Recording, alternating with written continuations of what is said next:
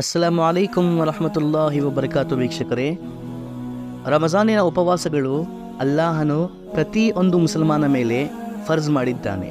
ಅವರು ಪುರುಷರಾಗಿರಲಿ, ಮಹಿಳೆಯಾಗಿರಲಿ, ಶ್ರೀಮಂತರಾಗಿರಲಿ, ಬಡವರಾಗಿರಲಿ, ಪ್ರತಿಯೊಂದು ಮುಸಲ್ಮಾನಿನ ಮೇಲೆ ರಮಜಾನಿನ ಮೊತ್ತ ಉಪವಾಸಗಳು ಕಡ್ಡಾಯವಾಗಿವೆ.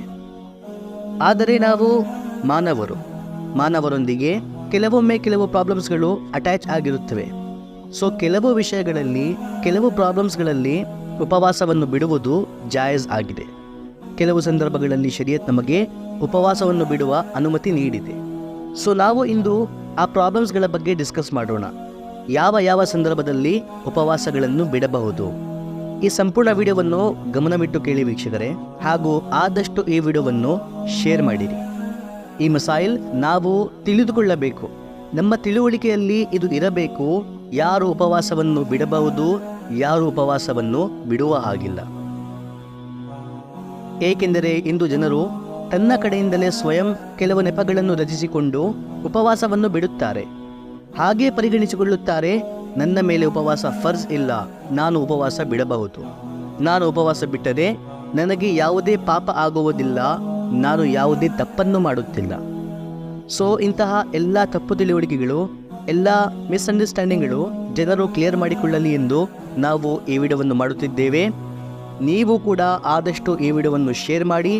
ನೀವು ಶೇರ್ ಮಾಡಿದ ವಿಡಿಯೋವನ್ನು ಕಂಡು ಯಾರಾದರೂ ಉಪವಾಸಗಳನ್ನು ಪ್ರಾರಂಭಿಸಿದರೆ, ತನ್ನ ತಪ್ಪನ್ನು ಅರ್ಥ ಮಾಡಿಕೊಂಡರೆ ಅವರ ಉಪವಾಸಗಳ ಸವಾಬ್ ನಿಮಗೂ ಕೂಡ ಸಿಗುತ್ತದೆ.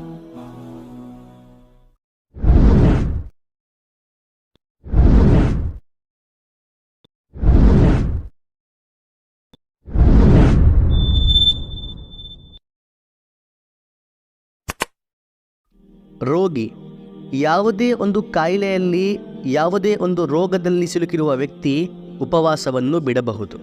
ಆದರೆ ಯಾವ ರೀತಿಯ ರೋಗಿ ಎಂದರೆ, ಒಂದು ಮುಸ್ಲಿಂ ಡಾಕ್ಟರ್ ಶರೀಯತನ್ನು ಹಾಗೂ ಉಪವಾಸದ ಅಲ್ಲಾಹನ ಆದೇಶದ ಮಹತ್ವವನ್ನು ಅರ್ಥ ಮಾಡಿಕೊಂಡಿರುವ ಒಂದು ಮುಸ್ಲಿಂ ಡಾಕ್ಟರ್ ಆ ರೋಗಿಗೆ ಹೇಳಿರಬೇಕು, ನೀವು ಉಪವಾಸ ಮಾಡುವುದರಿಂದ ನಿಮ್ಮ ಜೀವಕ್ಕೆ ಅಪಾಯ ಇದೆ, ನಿಮ್ಮ ಆರೋಗ್ಯಕ್ಕೆ ಅಪಾಯವಿದೆ, ನಿಮ್ಮ ಕಾಯಿಲೆ ಇದರಿಂದ ಹೆಚ್ಚಾಗುವ ಸಂಭಾವನೆ ಇದೆ.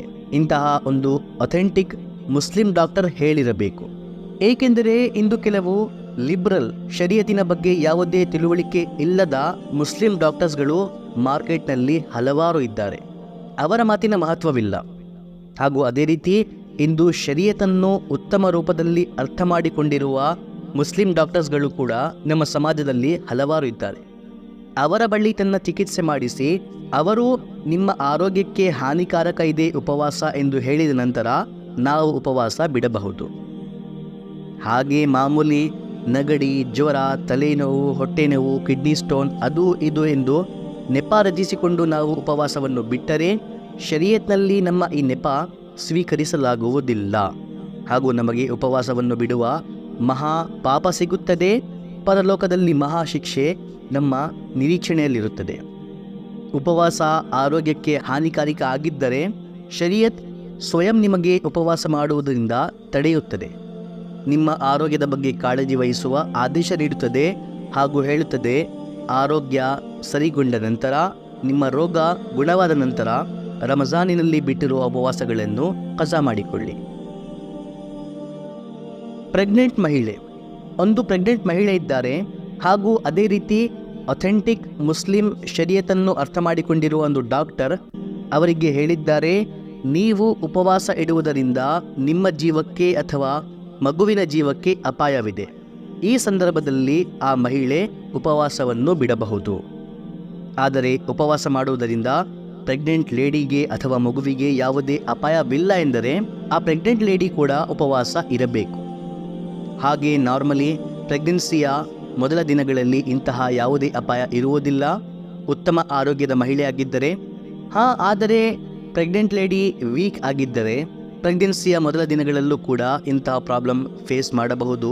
ಅವರ ಅಥವಾ ಮಗುವಿನ ಜೀವಕ್ಕೆ ಅಪಾಯ ಆಗಿರಬಹುದು. ಆದರೆ ಸ್ವಯಂ ನಾವೇ ಪರಿಗಣಿಸಿಕೊಳ್ಳುವ ಹಾಗಿಲ್ಲ, ನಾವೇ ಭಾವಿಸಿಕೊಂಡು ಉಪವಾಸವನ್ನು ಬಿಡುವ ಹಾಗಿಲ್ಲ. ಅಥೆಂಟಿಕ್ ಮುಸ್ಲಿಂ ಶರೀಯತನ್ನು ಅರ್ಥ ಮಾಡಿಕೊಂಡಿರುವ ಒಂದು ಡಾಕ್ಟರ್ ಅವರಿಂದ ಸಲಹೆ ತಗೋಬೇಕು. ನಂತರ ಅವರು ಅಪಾಯಕಾರಿ ಎಂದು ಹೇಳಿದ ನಂತರ ನಾವು ಉಪವಾಸವನ್ನು ಬಿಡಬಹುದು. ಶರೀಯತ್ ನಮಗೆ ಇದರ ಅನುಮತಿ ಅಲ್ಹಮ್ದುಲಿಲ್ಲಾ ನೀಡುತ್ತದೆ.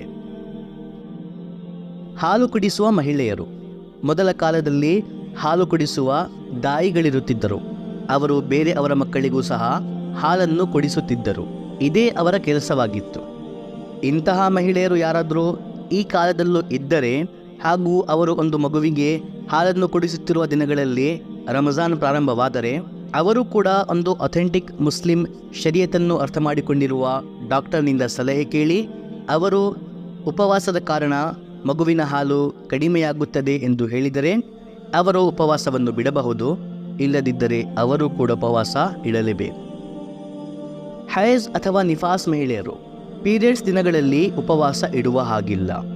ಈಗ ಗಮನವಿಟ್ಟು ಕೇಳಿ ವೀಕ್ಷಕರೇ, ಒಂದು ರೋಗಿ ಉಪವಾಸ ಇಟ್ಟುಕೊಂಡರೂ ಅವನ ಉಪವಾಸವಾಗುತ್ತದೆ. ಪ್ರೆಗ್ನೆಂಟ್ ಲೇಡಿ ಉಪವಾಸ ಇಟ್ಟುಕೊಂಡರೆ ಅವರ ಉಪವಾಸ ಕೂಡ ಆಗುತ್ತದೆ. ಹಾಲು ಕುಡಿಸುವ ದಾಯಿ ಅವರು ಕೂಡ ಉಪವಾಸ ಇಟ್ಟುಕೊಂಡರೆ ಅವರ ಉಪವಾಸವೂ ಸಹ ಆಗುತ್ತದೆ. ಆದರೆ ಪೀರಿಯಡ್ಸ್ ದಿನಗಳಲ್ಲಿ ಇರುವ ಮಹಿಳೆಯರು ಉಪವಾಸ ಇಡಲೇಬಾರದು. ಅವರು ಉಪವಾಸ ಇಟ್ಟರೂ ಸಹ ಅವರ ಉಪವಾಸ ಆಗುವುದಿಲ್ಲ. ಅದೇ ರೀತಿ ನಿಫಾಸ್ ಮಹಿಳೆಯರು ಮಗುವಿನ ಜನ್ಮದ ನಂತರ ಡಿಲಿವರಿಯ ನಂತರ ಇರುವ ನಾಪಾಕಿ ದಿನಗಳಲ್ಲಿ ಮಹಿಳೆಯರು ಉಪವಾಸ ಇರುವ ಹಾಗಿಲ್ಲ. ಹುಚ್ಚರು. ಕೆಲವು ಹುಚ್ಚರು ಶಾಶ್ವತವಾಗಿ ಹುಚ್ಚರಾಗಿರುತ್ತಾರೆ. ಅವರ ಮೇಲೆ ಶರೀಯತಿನ ಯಾವುದೇ ಆದೇಶ ಲಾಗು ಆಗುವುದಿಲ್ಲ. ಇನ್ನು ಕೆಲವು ಜನರು ಯಾವುದೇ ಒಂದು ಕಾಯಿಲೆಯಿಂದಾಗಿ ಕೆಲವು ದಿನ ಹುಚ್ಚರಾಗಿರುತ್ತಾರೆ, ಇನ್ನು ಕೆಲವು ದಿನ ಸಾಮಾನ್ಯವಾಗಿರುತ್ತಾರೆ. ಸೊ ಇಂತಹ ಜನರು ರಂಜಾನಿನ ಕೆಲವು ದಿನಗಳಲ್ಲಿ ಹುಚ್ಚರಾಗಿದ್ದರೆ ಉಪವಾಸ ಬಿಡಬಹುದು ಹಾಗೂ ತನ್ನ ಸರಿಯಾದ ಮಾನಸಿಕವನ್ನು ಪಡೆದ ನಂತರ ಉಪವಾಸವನ್ನು ಇಡಬೇಕು.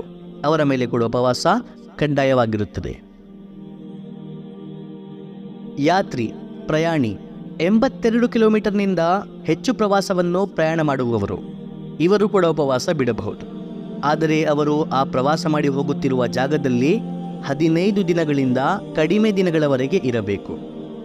ಶರೀಯತಿನಲ್ಲಿ ಪ್ರಯಾಣಿ ಆಗಲು 82 ಕಿಲೋಮೀಟರ್ ಪ್ರಯಾಣ ಮಾಡಬೇಕು ಹಾಗೂ 15 ದಿನಗಳಿಂದ ಕಡಿಮೆ ಸಮಯದವರೆಗೆ ಅಲ್ಲಿ ಇರಬೇಕು.